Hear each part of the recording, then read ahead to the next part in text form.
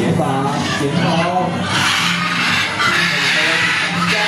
但是我相信他是睡得着，肯定是没有问题啊。那眼前答案很多的到底哪个是正确的解答呢？看看右瞧瞧，思考了一下，拿起来了，哇，非常的厉害。这次他动作比较快啊，应该是用心算描述脚趾头。他们答案是3，答对了，请双拍拍手。4，游戏这个是一次只能拿一个，一次只能拿一个。我刚刚讲了，一次拿一个，后面做什么？好，我们看到非常什么 A P P 不是蛋蛋的，你怎么同意讲的话圈圈？我蛋蛋发现了啦，他回头怎么看到我圈圈都在比那边的啦？那该怎么办呢？训练师，不行，要再比一次哦。希望跟他们讲清楚规则啦。蛋蛋，你应该是 OK 来，算你再比一次，啊！我要搞弟弟也在生气了。哇，跟弟弟讲清楚规则好了，一次只能拿一个圈圈哦，应该送红色的哦，不可以再作弊哦。那今天真的非常的用力，那应该是有听清楚我们的规则了。好了，大家不要生气了，我跟弟弟直接打3张，他就自己不再作弊了。各就各位，预备，开始，一次来高平，好，一次来比赛开始啊！到底谁会先拿到我们第一个？2位参赛者不要再发呆了。赶快哦！谁先跳完最快的谁就跳出最高手啊！那我们现在比率先拿到第2分啊！现在比数来到了2比1，赶快哦！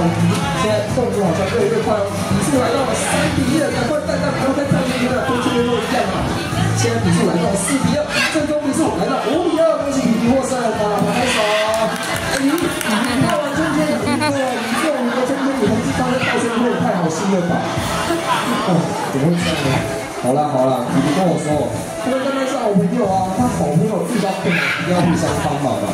那蛋蛋真的是有点慢，还在那边上路，想说帮他套一下圈圈，那就可以赶快回家吃点因为他身上的毛都黑黑的，所以帮他取这个名字就是台语黑色的意思啊。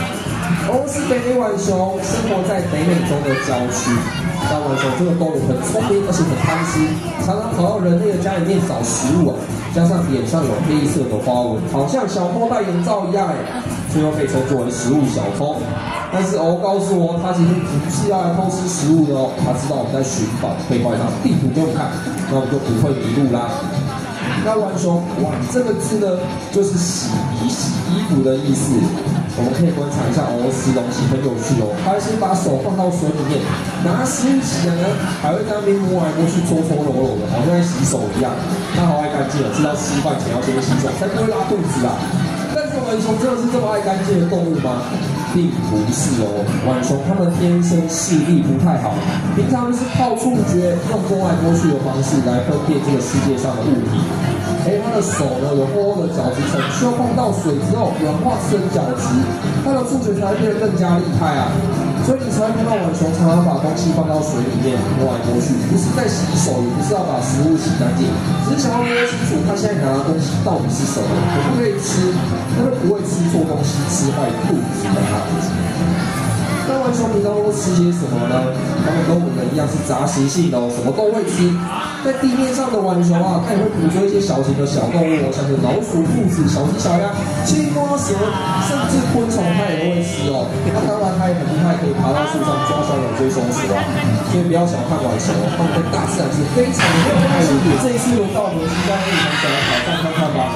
先来介绍它的名字叫做皮，听说你是班上视力最好的同学啊，现在要来考考你到底有多厉害哦。准备好，小来中组欢乐自己决战那个是张飞啊，站起来了。训练师呢，因为是皮皮偷偷放学哦，旋转速度跟刚才一模一样快。那刚才看错人呢，再给你一次机会跟皮皮比赛一下吧。张飞旋转了200圈之后，张飞就要停下来了。小白熊就近对战，哪一边？皮皮说：“终于答对了，大家拍手。”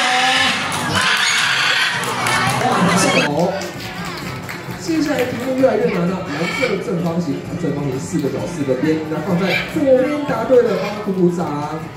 最后一题黄色等腰三角形，它是个陷阱题哦。其中一个脚长得比较小，要轻轻往上推才放得进去啦。那我放在右手边，答对了，简单聪明拉入，掌声鼓励鼓励。